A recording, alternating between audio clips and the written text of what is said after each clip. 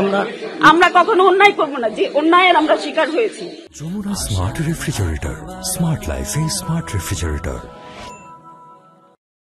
আমি মোহাম্মদ হাবিবুর রহমান ভূঁইয়া রাকিব, 27তম BCS এর প্রথম ফলাফলে উত্তীর্ণ এবং বঞ্চিতদের প্রধান সমন্বয়ক হিসাবে আজ বর্তমান সরকারের কাছে আবেদন জানাই, এদেশের ছাত্র জনতা এবং শত শত শহীদদের রক্তের বিনিময়ে যে নতুন স্বাধীন বাংলাদেশ নামক রাষ্ট্রটি পেয়েছি, সেটির যথাযথ ব্যবহার করে আমাদেরকে নতুন স্বাধীন বাংলাদেশের সেবা করার জন্য দ্রুততম সময়ের মধ্যে নিয়োগ দেওয়ার জন্য আবেদন করছি।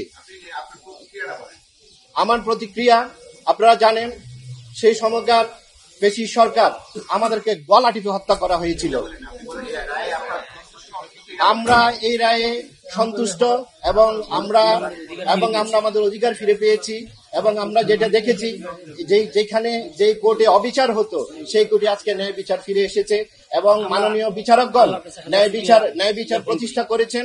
আমরা আশা রাখছি এর ধারাবাহিকতা থাকবে এবং আমরা আমাদের অধিকার অচিরেই ফিরে পাবো এবং নির্দিষ্ট সময়ের ভিতরে নিয়োগ পাবো।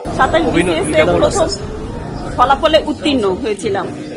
আমি আজকে এই আইনের যে কাঠগড়ায় দাঁড়িয়ে 16টি বছর আমরা ডোর টু ডোর 18 বছর ডোর টু ডোর হেঁটেছি। আজকে যে রায় পেলাম, আলহামদুলিল্লাহ, আল্লাহর কাছে শুকরিয়া আদায় করছি এবং অন্যায় করব না।